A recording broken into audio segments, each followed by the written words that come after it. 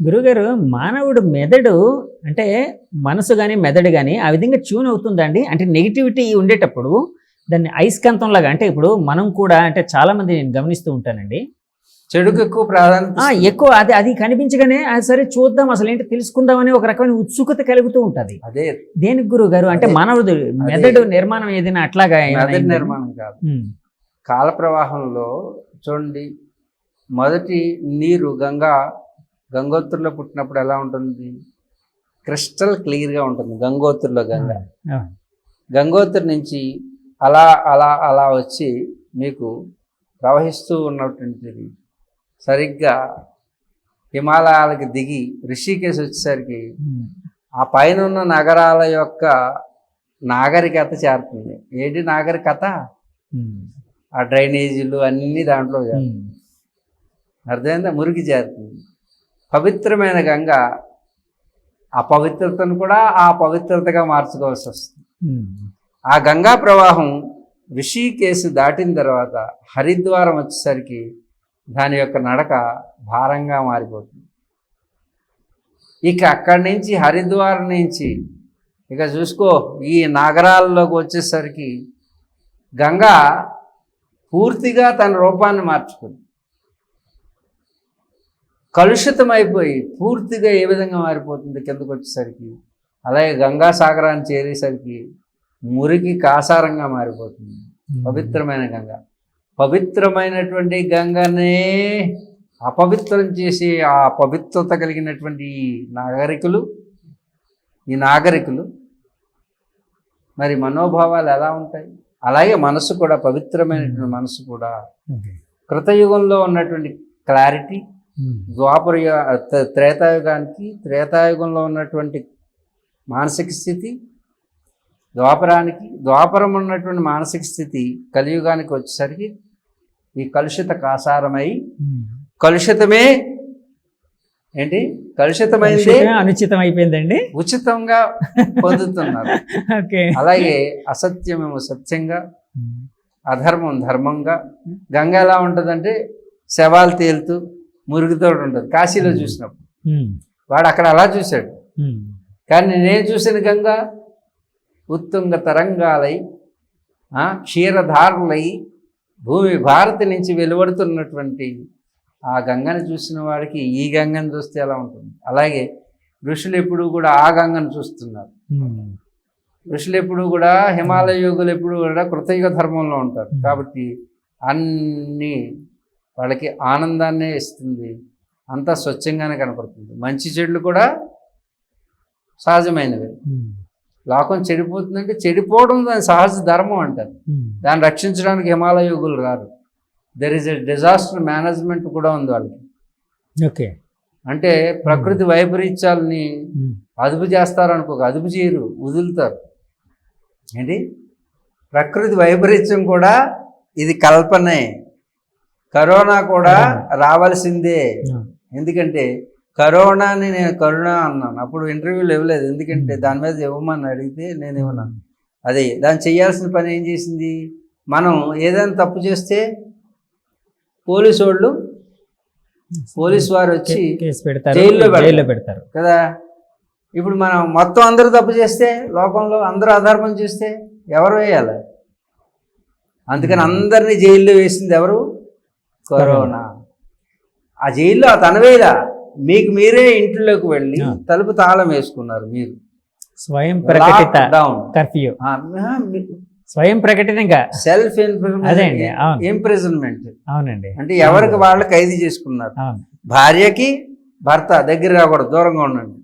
తల్లికి తండ్రికి దగ్గర రాకూడదు, దూరంగా ఉండండి. అందుకే ఇలాంటి కరుణ చూపించింది మిగతా యావత్ ప్రపంచం మీద, అంటే విశ్వం మీద. ప్రకృతి అంతా శుద్ధమైపోయింది, గాలి శుద్ధమైంది, ఆకాశం శుద్ధి జరిగింది, భూశుద్ధి జరిగింది, జలశుద్ధి జరిగింది. సకల చరాచర జీవరాశులు కూడా హాయిగా స్వేచ్ఛగా సంచరించేట. మనిషి ఒక్కని బంధిస్తే ఈ లోకం అంతా స్వేచ్ఛగా ఉన్నది.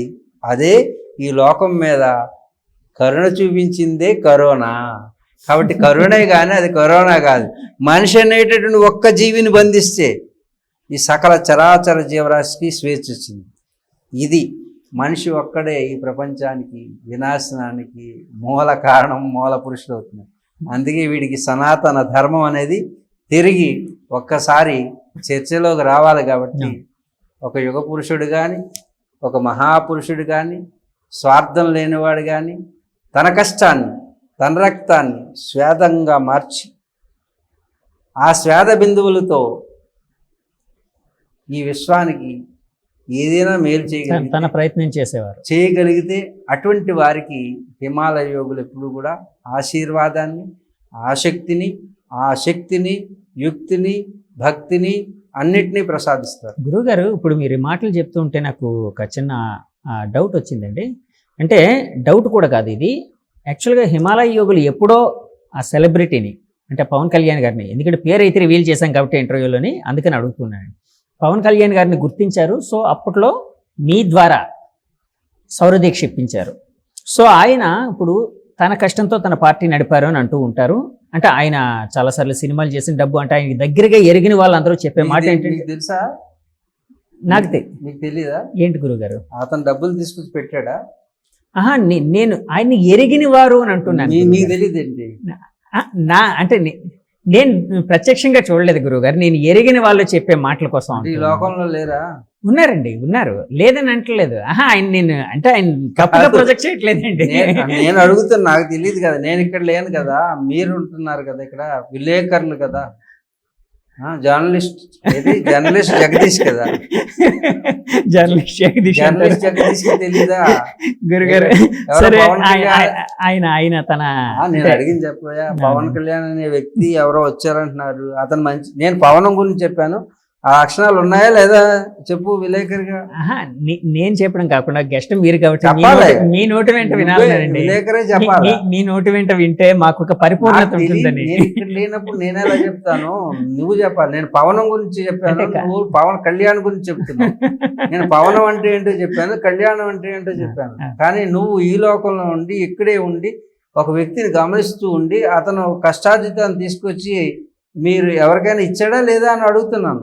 నువ్వు చెప్పు. ఆయన చాలా మందికి ఇచ్చారు, చాలా మందికి ఇచ్చారు. ఎందుకంటే ఆ మధ్య రైతులకు కూడా ఇచ్చారు కదండి. ఆ మధ్య రైతులు అంటే నేను ఇచ్చారు కదా అండి అని నన్ను కలపగా, నువ్వు నీ అనుభవం చెప్పు. నా అనుభవం అంటే అది కూడా నా స్వీయ అనుభవం కాదండి. అంటే స్వీయ అనుభవం కాబట్టి కాదు గురువు గారు, ఒక విలేకరిగా ఉండి స్వీయ అనుభవం లేకుండా విలేకరి ఎలా అంటే అలా కాదు, జనం అనుభవాలే స్వీయ అనుభవాలు.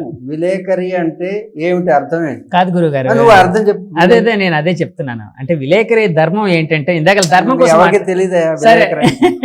గురుగారు క్షమించండి, నేను అనుకునేది ఏంటంటే, జనాల అనుభవాలే విలేకరి తనలోకి తీసుకుని తన అనుభవాలుగా, అంటే అప్పట్లో శ్రీశ్రీ గారు ప్రపంచ బాధల్ని తన బాధలుగా ఎలాగైతే చేసి కవిత్వం రాసేవారో అలాగనమాట విలేకరులు కూడా అంతే అని నా ఉద్దేశం. అలా కాదు, విలేకరి అంటే చెప్తున్నాను, విచక్షణతో లేఖనం చేసేవాడు విలేకరి. అర్థమైందా? ఇప్పుడు తెలుసుకోండి. విచక్షణ. ఓకే. అంతేగాని నేను పవన్ కళ్యాణ్ బాగున్నాడని నేను చెప్పేస్తుంటే కెమెరాలో నువ్వు ఆపాలా నన్ను. అర్థమైందా? పవన్ కళ్యాణ్ అలా అడగదు మీరు. మీకు విచక్షణ లేదు. మీకు తెలీదా ఒక వ్యక్తి మంచివాడా చెడ్డవాడా అనే సంగతి? మీరెందుకు చెప్పరు? ఇప్పుడు నేను మంచివాడు అంటాను, ఇంకోటి చెడ్డవాడు అంటాడు. మంచివాడు అన్న వాడి యాంగిల్లో మంచి అయి ఉండొచ్చు, ఇంకొకరు యాంగిల్లో చెడు అయి ఉండొచ్చు. నీ విచక్షణ ఏమైంది? అంత కాదు గురువు గారు, నువ్వెవరికో ఏదో ఫేవర్ చేస్తున్నావు, అందుకు విలేకరుగా నువ్వు అలా అనర్హుడు. నువ్వు చెప్పే, నిన్ను అడుగుతున్నాను కదా, నన్ను అడుగుతున్నాను, నిన్ను అడిగి నువ్వు చెప్పాలిగా. నువ్వు ఈ లోకంలో ఉన్నావు కదా, చెప్పు. పవన్ కళ్యాణ్ తన డబ్బులు ఇచ్చాడా ఎవరికైనా? నువ్వు చెప్పు. ఇచ్చారని చెప్తున్నారు గురుగారు. నువ్వు చూడలేదా? నేను చూడలేదు గురుగారు. రోజు కెమెరా పట్టుకుని వెళ్ళిపోతా కాదండి, రోజు అక్కడికి నేను వెళ్ళలేదు కదా గురువు గారు. అలా కాదు, నేను విశ్వం అంతా వ్యాపించిన వాడిని కాదు కదా మీకులాగా. విశ్వవ్యాప్తం నేను లోకల్ అడుగుతున్నాను కాదు గురువు గారు. పవన్ కళ్యాణ్ గురించి క్వశ్చన్ అడిగేటప్పుడు పవన్ కళ్యాణ్ మంచోడా చెడ్డోడా తెలుసుకోవాలి. మంచితనం చెడ్డతనం కోసం నేను అడగట్లేదు గురువు గారు. అంటే నేను అడిగిన ప్రశ్న ఒకటే, నువ్వు మతలబుగా మాట్లాడితే ఎవరో ఏదో అంటారని నువ్వు మధ్యరకంగా మాట్లాడితే ఎలా కుదురుతుంది? సత్యాన్ని ప్రకటించగలిగిన వాడే విలేకరి. నీకంటూ విచక్షణ ఉండాలి. You must research about any ఈ ఏ వార్త వచ్చినా సరే నువ్వు ముందుగా రీసెర్చ్ చేయాలి. దువ్వాడు దువ్వింతో గోకేడా, ఇంకోటి గోకేడా, నీకు తెలుసుకోవాలి కదా అది మంచో చెడు. విలేకరికి ఫోర్త్ ఎస్టేట్ అయ్యా మీరు. మేము రకరకాలు అనుకుంటాం, నువ్వేమనుకుంటున్నావు చెప్పు. నేను సత్యాన్ని ప్రకటించు గురుగారు. అంటే నేను కాదు నీకే చెప్తున్నా, విలేకరులకి అదే మీరు అందరూ నాకు అర్థమైంది. నువ్వు జూనియర్ అయి ఉండొచ్చు కానీ సీనియర్ విలేకరు చెప్తావు సత్యాన్ని ప్రకటించడమే విలేకరం. అర్థమైందా? వివక్ష లేనటువంటి లేఖనం చేయాలి, వివేచనతో కూడినటువంటి లేఖనం చేయాలి, అది విలేకరి. అంటే అంతేగాని ఓ పార్టీకో ఇటు అటు గోడ మీద పిల్లులాగా నువ్వేమంటావు చెప్పు. వాళ్ళిద్దరు ఏమంటున్నారు, వాళ్ళిద్దరికి మధ్యలో నువ్వు ఎందుకు, అప్పుడు నువ్వేమంటావు చెప్పు. గురుగారు అంటే నేను అనుకునేది ఏంటంటే అండి, అంటే విలేకరి అంటే నా వరకు ఇందాక మీరు అడిగారు కాబట్టి చెప్తూ ఉన్నానండి. ఎందుకంటే ఇది మీ ఇంటర్వ్యూ, అసలు మీ ద్వారా నేను మాట్లాడించాలి, కానీ నేను ఎక్కువ మాట్లాడుతున్నట్టున్నాను. యాక్చువల్గా అంటే విలేకరి అంటే అది మంచి అయినా చెడ్డైనా జనంకి తెలిసేటట్టు చేయడమే మా పని అండి. మేము కూడా వాహిక. ఇందాక మీరు టూల్ అన్నారు చూడండి, మీ హిమాలయ యోగుల కోసం మాట్లాడుతూ వాళ్ళు నన్ను ఒక టూల్ గా ఉపయోగించుకున్నారని చెప్పి మీకోసం మీరు చెప్పారు కదండి. అలాగే మేము ఒక టూల్స్ అండి. అదే టూల్స్ అంటే మేము మంచి అయినా చెడైనా కూడా ప్రొజెక్ట్ చేస్తూ ఉంటాం. You are not a tool, you are the estate, fourth estate, you are the pillar of this society. You are not a tool. మీరు టూల్ కాదు, అర్థమైందా? మీరెప్పుడు కూడా విచక్షణ చేసి మంచి డైరెక్షన్లో మార్గనిర్దేశకత్వం చేయాలి. ఆ చేయడంలోనే మీ పాత్ర ఉంది. అలాగే ఋషులు కూడా వాళ్ళు ఈ లోక కళ్యాణం కోసం చూస్తారు. లోక కళ్యాణం అంటే not only this planet, not only earth, మొత్తం పంచభౌతికమైనటువంటి ఈ ప్రపంచాన్ని అంతటినీ కూడా వాళ్ళు తపస్సు చేత, మౌనం చేత, మననం చేత వాళ్ళ యొక్క శక్తిని ప్రసరింపజేసేటువంటి పని వాళ్ళు చేస్తారు. మీరేం చేయాలి? స్థానికంగా ఉన్నటువంటి వాటిని పట్టుకొని వాటిలో మంచి ఏదో ఆ మంచి దిక్సూచిగా మారాలే కానీ ఎప్పుడు చెడ్డకి దిక్సూచి చేస్తుంటే చెడిపోక ఏం చేస్తారు జనం? గురువు గారు, చెడు వార్తలు వచ్చినప్పుడు చెడుని ప్రొజెక్ట్ చేయాలి అంటే జనానికి తెలిసేటట్టు చేయాలి కదండి. ఇది చెడు, ఈ చెడుని ఆచరిస్తే మీకు చెడు జరుగుతుంది. గురువు గారు మీరు ఇందాక ఒక మాట అన్నారు. గురువు గారు ఒక్క మాట అన్నారు ఇందాక. యాక్చువల్గా అంటే ఈ యుగంలోనే ఎవరిని మార్చలేరు, మిమ్మల్ని మీరు ఉద్ధరించుకోండి అన్నారు కదండి. మేము కూడా అలాగే జనం ఉద్ధరించుకోండి అని చెప్పి అందులో జరిగేదాన్ని మేము చెప్తూ ఉంటాం, అంతవరకే మాకు. అలాగే మనం అందరం అదే చేద్దాం. అంటే మీతో మాకు సామీప్యత కానీ లేకపోతే సారూప్యం కానీ లేదు గురువు గారు. అంటే మీరు ఒక ధర్మం కోసం ఉన్నారు, మనం అందరం కూడా అదే చేద్దాం. గురుగారు అంటే పవన్ కళ్యాణ్ గారికి అంటే దీక్ష ఏదైతే మీ గురువులు చెప్పిన దీక్ష మీరు ఇచ్చారో అది జరిగి 20-25 ఏళ్ళు అవుతుందండి, అంతే కదండి? ఆ రోజు అనుకున్నారా గురువు గారు ఈయన ఒక శక్తిగా మారబోతున్నారు, అంటే సినిమా రంగంలోనే కాకుండా రాజకీయ రంగంలో కూడా ఒక వినూత్నమైన మార్పులకి నాంది కాబోతున్నారు ఇట్లా అని ఏమైనా ఆ రోజు ఏమైనా మీకైనా ఒక ఆలోచన అయినా కలిగిందా గురువు గారు? ఆ రోజు వీడియో ఉన్నది కానీ ఒక మహోత్కృష్టమైన వ్యక్తిగా మారతారన్నది రాజకీయం ఇది అని కాకుండా ఒక ఈ లోకానికి లోక కళ్యాణానికి ఉపయోగపడే ఒక పవనం వీస్తుంది అని మాత్రం ఆ రోజు చెప్పడం జరిగింది. అంచేత ఆ పవనం ఈ విధంగా వీస్తుంది, అది లోక కళ్యాణానికి ఉపయోగపడుతుంది అని ఆ రోజు నా నోటితో పలికించినటువంటి వీడియో అది ఉన్నదండి. ఇప్పుడు గురుగారు మాకు మా ద్వారా జనంకి ఒక్కసారి చూపించే అవకాశం ఉండొచ్చండి. ఏ ఒక్కరికి కూడా అది చూపించేటటువంటి ఆఖరికి పవన్ కళ్యాణ్ వచ్చినా కానీ చూపించు. ఏం చేతంటే పైవారి యొక్క నిర్దేశకత్వంలో జరుగుతుంది, అదేం జరుగుతుందో మాకు తెలియదు. కావస్తే ఒక ఫోటోగ్రాఫ్ మాత్రం ఇవ్వడానికి నేను పర్మిషన్ అడిగాను. ఒక ఫోటో ఆ రోజు జరిగినటువంటి దాంట్లో ఒక ఫోటో ఇస్తాను. అలాగే వారాహి అమ్మవారి యొక్క ప్రతిష్ట హోమం దగ్గర జరిగినాయి ఏమైనా క్లిప్పింగ్ ఉంటే అది చిన్నది ఒకటి ఇవ్వమని మాకు నిర్దేశించారు కాబట్టి అంతవరకు ఇవ్వగలుగుతాం. ఆ రోజు సౌర దీక్ష ఇస్తున్నప్పుడు, సౌరశక్తిని ఇస్తున్నప్పుడు ఆ ఫోటో. అయితే ఇక్కడ పవనం గురించి అడిగారు, కళ్యాణం గురించి అడిగారు. ఇది యాదృచ్ఛికం అనుకుంటుంటారు. పవనం అంటే వనం నుంచి బయలుదేరేది పవనం. వనంలో వృక్షావృతమై ఉంటుంది వనం. వృక్షం అంటే స్థిరంగా ఉంటుంది అని అర్థం. ఎప్పుడైనా తుఫాన్ వస్తే మాత్రం మామూలుగా ఉండదు. అర్థమైందా? అది కథలకి పెరుగుతుంది, ఊగుతుంది, ఉద్రేకంతో ఊగుతుంది అన్నమాట. వనంలో ఉన్నటువంటి వృక్షం ఎంత స్థిరంగా ఉంటుందో అలాంటి స్థిరత్వం చెందినటువంటి ఒక వ్యక్తి అని వారు నిర్దేశించారేమో. అయితే ఆనాటి నుంచి మేము అక్కడి నుంచి శక్తి ప్రవాహం జరుగుతుందని నమ్ముతున్నాం. ఒక వ్యక్తిని ఒక యుగంలో ఒక వ్యక్తిని ఎంచుకుంటుంది. వాళ్ళలో ఎన్నో పరీక్షలకి వాళ్ళు ఉత్తీర్ణులైతే పరీక్షల్లో యోగులు పెట్టేది, అప్పుడు వాళ్ళకి ఒక శక్తిని ఇస్తూ ఉంటారు. అలాగే ఈ పవనం అనేది వనంలో పుట్టి ఆ పుట్టుకకు మూల కారణమైన వృక్షం ఏం చేస్తుందంటే, ఈ లోకం చాలా పెద్దది, భూమండలం అంతా తానుకు నిర్దేశించినటువంటి చిన్న స్థలంలో ఉంటుంది. అంటే చిన్న స్థలంలో ఉండి తాను ఎదుగుతూ ఉంటుంది. తను ఎక్కడికి కదలదు. అర్థమైందా?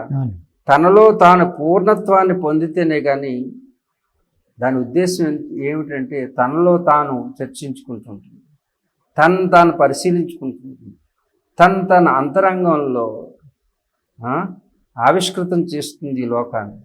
ఈ లోకానికి నేను ఏమిచ్చి రుణం తీర్చుకోవాలి? నాకు జన్మనిచ్చినటువంటి ఇంత స్థలాన్ని ఈ భూమాతకి నేను ఎలా రుణం తీర్చుకోవాలి అని అది లేచేటప్పుడు, ఆ విత్తనం లేచేటప్పుడు ఆ భూమిని, తల్లి నీ గర్భాన్ని చీల్చుకుని పైకి లెగుస్తున్నానమ్మా అని మొదటి ప్రణామం నీకు అని ఇలా లెగుస్తుంది ఆ మొక్క.